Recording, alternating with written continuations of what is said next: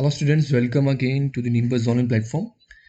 हम चंबा की history discuss कर रहे थे और इससे पहले हमने चंबा के कुछ इंपॉर्टेंट जो राजा डिस्कस किए हैं उनके बारे में बात कर लेते हैं। जैसे कि आपने ध्यान रखना है, जो हमने लास्ट प्रीवियस वीडियो में जो डिस्कस किया था, देखिए बहुत इंपॉर्टेंट एक राजा हमने डिस्कस किए थे, दैट इज़ प्रताप सिंह वर्मन। प्रताप सिंह वर्मन को हमने क्यों याद रखना है? बिकॉज ये रहे हैं कंटेम्प्रेरी अकबर के। उसके बाद बलभद्रा हमने देखे थे, चंबा के राजा बलभद्रा।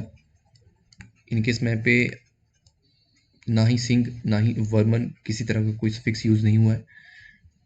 और बलभद्रा जो प्रताप सिंह वर्मन के बेटे जो हैं वो कहे जाते हैं, और ये बहुत ही चैरिटी जो थे वो चैरिटी में विश्वास रखते थे। इसके बारे में हमने डिस्कस किया था। बलभद्रा ये भी अकबर के ही कंटेम्प्रेरी थे।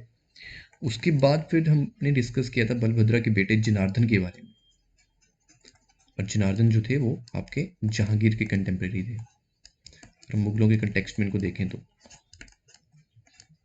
जहांगीर की कंटेम्प्रेरी जनार्दन। और एक 1623 में एक बहुत ही इंपॉर्टेंट बैटल होती है, जिस कंटेक्स्ट में हमने जनार्दन को याद रखना है। देखिए 1623 में एक बैटल होती है, बैटल ऑफ डहलोग, और वो किस किस के बीच में हुई थी? That is of Chamba and here princely state, that is Nurpur. Nurpur और चंबा के बीच में युद्ध हुआ, जिसमें जनार्दन को मुगल कोर्ट में जो है वो ट्रेजियसली जो है वो मार दिया जाता है भाई जगत सिंह। चंबा जो थे, चंबा के राजा जनार्दन जो है वो मारे जाते हैं नूरपुर के राजा जगत सिंह के द्वारा। और हमने और भी बहुत सी कहानियां हमने यहाँ डिस्कस की थी, इंपॉर्टेंट पॉइंट डिस्कस किए थे, तो आपने वो ध्यान रखने हैं। जनार्दन के बाद हमने डिस्कस की थी बहुत इंपॉर्टेंट राजा, इनके बेटे पृथ्वी सिंह, जिनकी जान बचाई थी एक नर्स ने, और उनको सुकेत जो है वो सुकेत पहुंचाया गया था।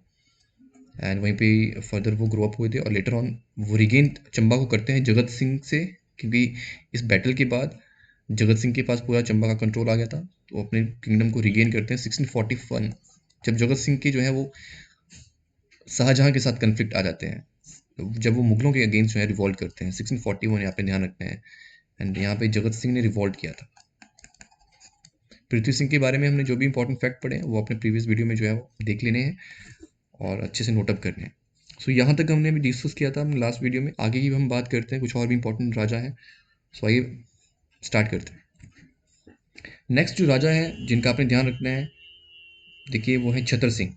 इससे पहले के जितने भी राजा हमने देखे मुगलों के कंटेक्स्ट में, हमने देखे अकबर के कंटेम्प्रेरी देखे, और जहांगीर के कंटेम्प्रेरी देखे, शाहजहां के कंटेम्प्रेरी देखे। नाउ नेक्स्ट आते हैं छतर सिंह। इनका नाम बहुत आता है, और ये औरंगजेब के कंटेम्प्रेरी थे।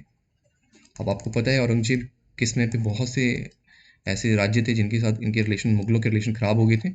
तो ऐसे ही चंबा इससे पहले कहीं ना कहीं मुगलों के फेवर में रहा, या नहीं भी रहा, लेकिन औरंगजेब के सामने तो बिल्कुल ही जो है वो आप कह सकते हैं कि रिलेशन ख़राब हो गए थे।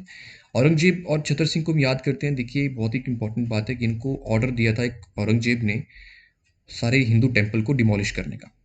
ये 1678 की बात है, ये बहुत बार पूछा भी जाता है, तो अपने एग्जामिनेशन के कंटेक्स्ट में इसको ध्यान रखना है। छतर सिंह को 1664 एडी के आसपास जो कि एक्टिव थे, जिन्होंने गद्दी संभाली थी। तो 1678 में औरंगजेब ने ये ऑर्डर दिया था सारे के सारे हिंदू टेम्पल को डिमोलिश करने का, क्योंकि चंबा जो है एक तरह का ऐसा राज्य था जिसमें बहुत से हिंदू, आप ये कह सकते हैं कि डोमिनियन राज्य था। हिंदू टेम्पल यहाँ पे जो है इनकी अपनी अलग आइडेंटिटी है, अलग पहचान है, तो उन सबको डिमोलिश करने के लिए कहा था। लेकिन छतर सिंह ने डिनाई कर दिया था, और लेटर ऑन कहते हैं कि उसमें पे मिर्जा बेग जो थे वो पंजाब के वॉइस रॉय थे। ये ध्यान रखना है आपने। और उनको ऑर्डर दिया गया था कि आप जाके छतर सिंह को कस्टडी में लें या उनके अगेंस्ट जो है वो कार्रवाई करें।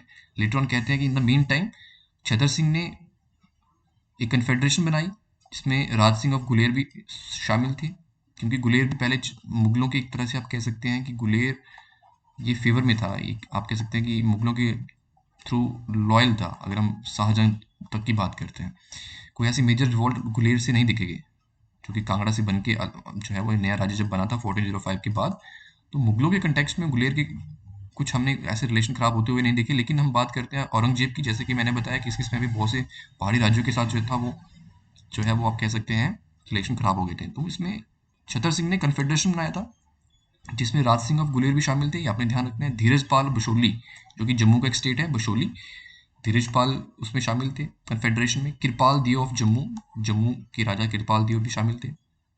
तो ये अपने कन्फेडरेशन का ध्यान रखना है कि उन्होंने कन्फेडरेशन की बनाया था और साथ में मिर्जा बेग को उन्होंने स्टॉप किया, एक तरह से रेजिस्ट किया, नहीं उनको जो है अंदर जो है वो शामिल होने दिया। तो एक तरह की जीत थी मुगलों के अगेंस्ट छतर सिंह की। तो इस कंटेक्स्ट में आपने इनको छतर सिंह को याद रखना है, ध्यान रखना है, बहुत इंपॉर्टेंट है। एक और आपके पास एक फैक्ट है जो कि इतना इंपॉर्टेंट नहीं है, लेकिन कहते हैं कि लद्दाख और लाहौल को इन्वेड किया था तिब्बत के द्वारा, जिसमें कहते हैं कि लेटर जो है वो कुल्लू और चंबा की कंबाइंड फोर्सेस ने इन इन्वेडर्स को जो है बाहर निकाला था। ये 1664 में 65 में ये हुआ था जब इन्होंने एक्सपेल किया था, और तिब्बत के अटैक हुए थे लाहौल और लद्दाख में 1646 के टाइम पे। तो इसका भी आप थोड़ा ध्यान रखेंगे, लेकिन ये बहुत इंपॉर्टेंट नहीं है। बाकी जो मैंने आपके पास जो फैक्ट डिस्कस किए, ये सभी फैक्ट जो है बहुत इंपॉर्टेंट है। औरंगजेब के कंटेक्स्ट में हिंदू टेम्पल को डिमोलिश करने का ऑर्डर देना और छतर सिंह का जो है डिनाई करना, तो इन बातों का आप ध्यान रखेंगे। आइए आगे चलते हैं। नेक्स्ट देखिए, छतर सिंह के समय पे एक कॉपर प्लेट को भी इशू किया गया था। या सामने आपके दिख रही है कॉपर प्लेट, और किस स्क्रिप्ट में है, ये बहुत इंपॉर्टेंट है, शारदा स्क्रिप्ट। एग्जाम में अगर पूछा भी जाए कि शारदा स्क्रिप्ट में ये जो छतर सिंह के समय पे जो कॉपर प्लेट इशू हुई थी, इसकी स्क्रिप्ट क्या है, तो आपने ये आपका आंसर होना चाहिए शारदा स्क्रिप्ट। तो ये देखिए यहाँ पे विक्रमी संवत कैलेंडर के हिसाब से 1734 बताया गया है। और अगर हम बात करते हैं जो कैलेंडर हम यूज़ करते हैं, सो वो 1678 की बात है जब ये कॉपर प्लेट को इशू किया गया था। इन बातों का ध्यान रखेंगे। नेक्स्ट चलते हैं। देखिए कुछ और राजा, छतर सिंह के बाद हम बात करेंगे उदय सिंह की। देखिए उदय सिंह को अगर आपने याद रखना है, जो कि 1690 एडी के समय पे आसपास एक्टिव थे, मतलब औरंगजेब उस समय पे एक्टिव थे। उदय सिंह को आप याद रखेंगे। देखिए ये बहुत ही एडमिनिस्ट्रेशन में खराब थे, इनका ध्यान एडमिनिस्ट्रेशन की तरफ नहीं रहता था, और जिसकी वजह से इनके जो ऑफिशियल थे, वजीर थे या कुछ ऑफिशियल थे, वो भी बहुत ही ज़्यादा परेशान थे। हद तब होगी, देखिए कहते हैं कि सिचुएशन बहुत ख़राब होगी जब इन्होंने एक बार्बर को ही वजीर अपॉइंट कर दिया। ये बहुत इंपॉर्टेंट है, यहाँ से एग्जाम में कई बार क्वेश्चन पूछे जाते हैं कि किस राजा ने जो है एक बार्बर को वजीर अपॉइंट कर दिया था। एक्चुअली उदय सिंह, ये जो बाबर थे, बाबर कम्युनिटी आपको पता है कि कहीं ना कहीं राजा हैं, और बाबर कम्युनिटी की बेटी के साथ मतलब बाबर की बेटी के साथ जो है इनका अफेयर चल रहा था। तो उस वजह से जो है आप ये कहेंगे कि बाबर को वजीर अपॉइंट कर दिया। तो एक तरह से ऑफिशियल के द्वारा इस चीज़ का विद्रोह हुआ, उन्होंने इस चीज़ को सही नहीं समझा, जो ऑफिशियल थे और बाकी मंत्री थे उदय सिंह के कोर्ट में। तो देखिए उसके बाद कहते हैं कि कुछ और मंत्री जो अगेंस्ट थे, उन्होंने क्या किया कि इन्हें हटाने की पूरा प्रयास की कोशिश की, इनको इनके ऊपर बहुत प्रेशर क्रिएट कर दिया, और बाद में इनको हटा दिया गया, और उगर सिंह जो थे, इनके कज़न थे, उनको अपॉइंट किया गया राजा। तो जब बहुत सारे जो आप कहते हैं कि आपकी प्रजा में, या आप कह सकते हैं कि आपकी जो कैबिनेट है वहीं विद्रोह हो गया, तो उदय सिंह कुछ नहीं कर पाए और उगर सिंह को अपॉइंट कर दिया गया। लेटर ऑन कहते हैं कि कुछ और फर्दर उगर सिंह जब अपॉइंट होते हैं, तो कुछ और जो है कॉन्फिडेंशियल उदय सिंह के थे, उन्होंने दोबारा से इन्हें रिस्टोर कर दिया। तो बहुत उथल पुथल मची थी इस मैप पे, ये ध्यान रखेंगे। और जब उदय सिंह दोबारा से इनको गद्दी पे बिठाया गया, या आप कह सकते हैं कि गद्दी पे बैठे हैं, तो उगर सिंह जम्मू की तरफ चले गए, बिकॉज उनको डर था कि कहीं ना कहीं मुझे पकड़ के जो है वो उदय सिंह पनिश करेंगे, तो वो जम्मू चले गए। और उसके बाद हम बात उगर सिंह की लेटर ऑन बात करेंगे, उगर सिंह ने क्या किया। फर्दर कहते हैं कि ऑफिशियल जो थे, कुछ जो अगेंस्ट थे उदय सिंह के, एडमिनिस्ट्रेशन के अगेंस्ट थे या उदय सिंह के अगेंस्ट थे, इन्होंने एक कॉन्स्पिरेसी किया जिसमें इनके यंगर ब्रदर को इन्होंने कॉन्फिडेंस में लिया, जो उदय सिंह के यंगर भाई थे राजा लक्ष्मण सिंह, और एक कॉन्स्पिरेसी किया कि उदय सिंह की हत्या करनी है। लेटर ऑन कहते हैं कि लक्ष्मण सिंह जो जिन्होंने हामी भरी थी इस कॉन्स्पिरेसी में, जो इन्वॉल्व थे, इन्होंने जो है वो पीछे हट गए। अपने भाई की जब बात आई और उनकी हत्या की बात हो रही थी, तो वो पीछे हट गए एट द मीन टाइम, और कहते हैं कि उस बाद इनको मार दिया गया, क्योंकि जो बाकी जो ऑफिशियल थे जिन्होंने कॉन्स्पिरेसी की थी, उनको ये डर था कि लक्ष्मण सिंह कहीं सब कुछ रिवील कर देंगे, तो उन्होंने लक्ष्मण सिंह को ही मार दिया। ये बहुत ही इंटरेस्टिंग सी कहानी है, देखिए किस तरह से जो है वो उदय सिंह के समय पे कैसी चीज़ें चल रही हैं। और उदय सिंह को भी बाद में जो है कहते हैं कि अनऑफिशियल ने जो है वो मरवा दिया था। 1720 एडी के आसपास की बात है। तो उदय सिंह से आपने इंपॉर्टेंट, वेरी इंपॉर्टेंट, जो कई बार एग्जामिनेशन में पूछा जाता है, दैट इज कि कौन से ऐसे राजा थे जिन्होंने जो है एक बाबर को एक वजीर अपॉइंट कर दिया था। That is Uday Singh. सो आगे हम बात करेंगे उदय सिंह के बाद उगर सिंह की। अब उगर सिंह का लेटर ऑन जो है ये अब यहाँ पे कह सकते हैं कि आप ये सामने आते हैं। अगर हम उगर सिंह का थोड़ा बैकग्राउंड देखें तो देखिए, जब ये जम्मू चले गए थे, जब आपको उदय सिंह को अपॉइंट किया था, दोबारा से रिस्टोर किया था, तो उसके बाद ये जम्मू चले गए थे। जम्मू में इन्होंने एक सीक्रेटली, आप कह सकते हैं कि इन्होंने अपनी आइडेंटिटी को रिवील नहीं किया और एक सोल्जर की तरह वर्क किया। और जम्मू के राजा की आर्मी में एक सोल्जर की तरह वर्क किया। लेटर ऑन कहते हैं कि एक ऐसा इंसिडेंट होता है जिसमें शक पड़ जाता है कि कहीं रॉयल फैमिली से बिलोंग करते हैं उगर सिंह, बिकॉज इन्होंने एक पागल हाथी को कंट्रोल किया, एक मैड एलिफेंट को, एक अपनी तलवार से एक ही वॉर में जो है उसकी ट्रंक काट दी। ये कुछ देखने में बाकी के सोल्जर्स को बहुत ही, ये चीज़ जो है वो उनको अमेजिंग लगी, या आप कह सकते हैं कि वो आश्चर्यचकित हो गए, सरप्राइज हो गए, और कि एक सोल्जर, नॉर्मल सोल्जर ऐसा काम नहीं कर सकता। लेटर ऑन इनकी आइडेंटिटी को रिवील हुआ, इन्होंने खुद ही आइडेंटिटी अपनी रिवील कर दी जब इनको पेश किया गया जम्मू के राजा के आगे। एंड देन जम्मू के राजा ने इनकी हेल्प की, ये उस हेल्प की इनके थ्रोन को, आप कह सकते हैं कि चंबा की गद्दी को हासिल करने के लिए। तो उगर सिंह से आपने इन बातों का ध्यान रखना है, बिकॉज ये कुछ कौन से ऐसे राजा हैं चंबा के जिन्होंने जम्मू की आर्मी में एक सोल्जर की तरह वर्क किया, तो वो उगर सिंह है। तो इस तरह से आप उगर सिंह को आप ध्यान रखेंगे, याद रखेंगे।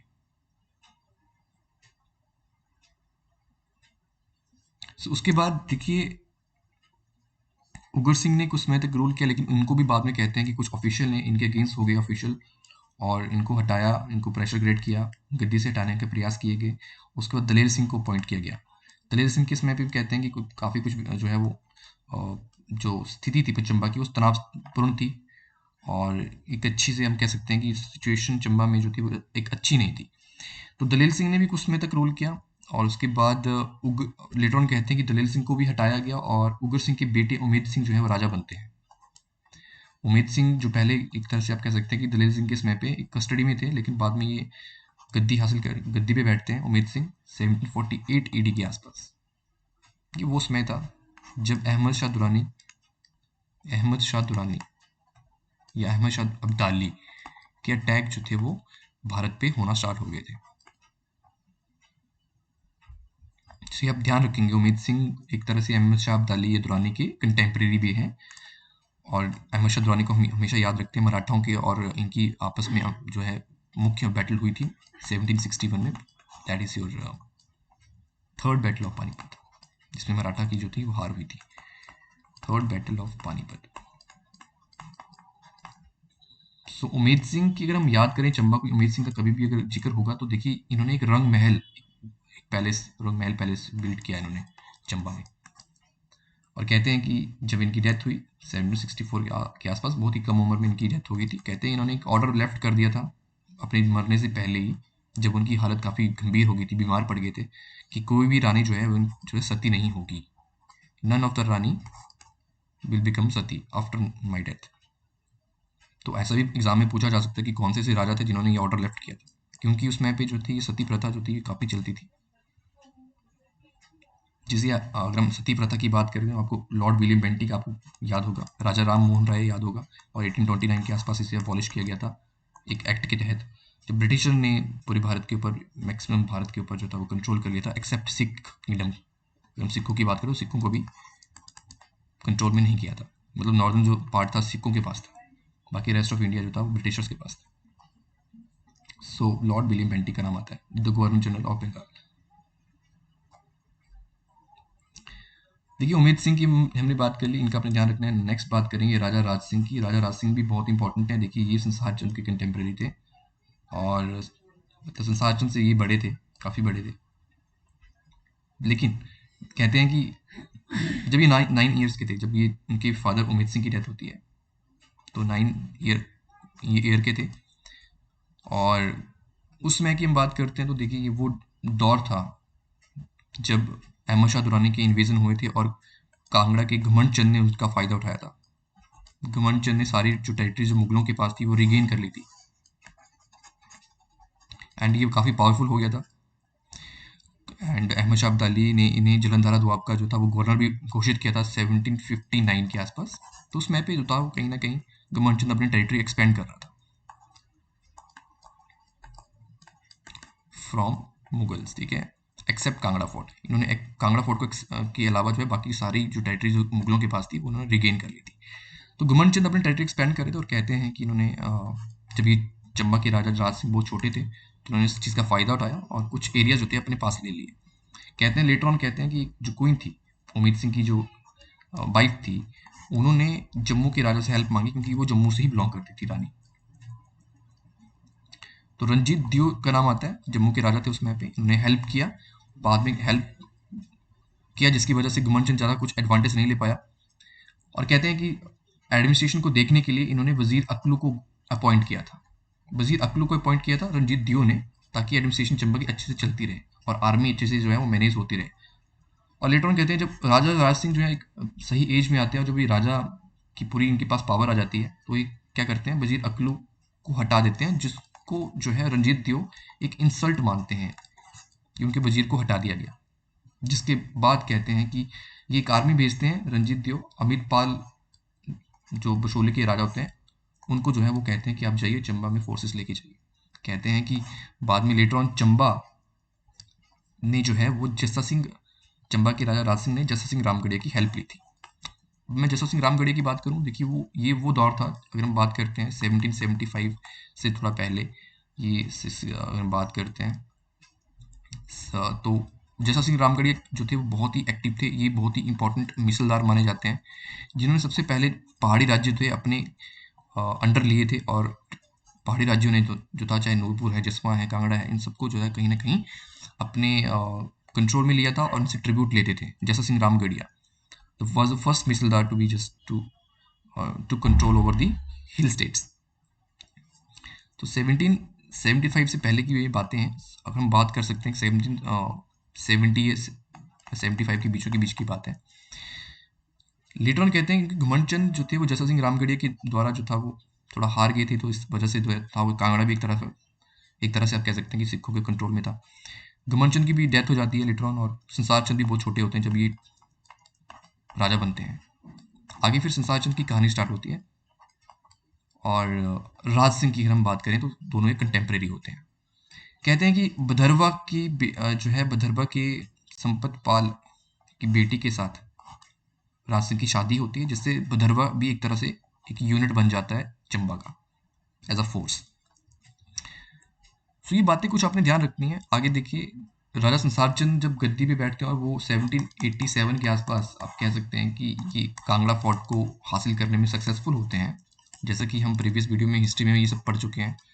तो कांगड़ा फोर्ट को जब इन्होंने कनकर किया तो उन्होंने अपनी टेरिटरी को एक्सपेंड करना स्टार्ट कर दिया था। संसार चंद की हमें बात करें तो इन्होंने चंबा पे भी जो है वो आप कह सकते हैं कि चंबा से रीलू एरिया को डिमांड किया जब भी पावरफुल हो गए थे। तो जिस चक्कर में जो है चंबा के राजा के साथ कन्फ्लिक्ट में आते हैं और बाद में चंबा के राजा राज सिंह जो है वो नूरपुर से हेल्प मांगते हैं। और एक बहुत ही इंपॉर्टेंट बैटल होती है नेरती में, जो कि शाहपुर के आसपास है, जिसमें जो है वो कहते हैं कि राजा राज सिंह जो है वो मारे जाते हैं। 1794 AD के आसपास की बात है। इन बातों का आपने ध्यान रखना है। And then there comes after that Jeet Singh की बात आती है। जीत सिंह जो कि 1794 AD के आसपास एक्टिव थे। बहुत ही ये भी छोटे थे। स्टार्टिंग के दौर पे इन्होंने जो है वो विजय पाल और बशोले के साथ जो है एक वॉर फेस किया। और ये जीत सिंह भी एक आप कह सकते हैं कि संसार चंद के कंटेम्प्रेरी थे। उस समय पे जो है जीत सिंह के समय पे अपने ध्यान रखनी है एक बात कि नत्थू वजीर, इनका नाम बहुत इंपॉर्टेंट है। ये किस राजा के समय पे एक्टिव थे? तो नत्थू वजीर जो थे वो जीत सिंह के समय पे एक्टिव थे। और इन्होंने संसार चंद के अगेंस्ट अपने कुछ ट्रूप्स भी भेजे थे, मतलब मदद की थी बाकी कुछ राज्यों की जो संसार चंद के अगेंस्ट थे। तो संसार चंद और कहलूर की कहानी आपको पता होगी, जब कहलूर पे इन्होंने छातीपुर फोर्ट बनाया था। छातीपुर फोर्ट, और जिसकी वजह से जो है वो संसार चंद जो है वो काफ़ी हावी हो जाते हैं कहलूर पे। और कहलूर जो है वो कहलूर के राजा महान चंद गोरखाओं को इनवाइट करते हैं, गोरखास आते हैं और एक बैटल होती है महल मोरिया में जो कि हमीरपुर में है 1805-06। तो उस समय पे नत्थू वजीर जो है अपनी फोर्सेस भेजते हैं, मतलब मदद करते हैं। और ऐसे बहुत से और भी राज्य हैं जो संसार चंद के अगेंस्ट होते हैं, जो कि हेल्प करते हैं गोरखाओं की या महान चंद की। और इसमें आपको पता है कि संसार चंद की डिफीट होती है और काफ़ी कमज़ोर पड़ जाते हैं। तो जीत सिंह, नत्थू वजीर, इन सब बातों का आप ध्यान रखेंगे। और जो भी प्रीवियस हमने राजा पढ़े वो भी इंपॉर्टेंट है एग्जामिनेशन में। मैंने आपको बताया कि किस तरह के क्वेश्चन पूछे जा सकते हैं। तो आप उन सब बातों का ध्यान रखिएगा। सो आज हम इस वीडियो में इतना ही करेंगे। So till then thank you so much, take care.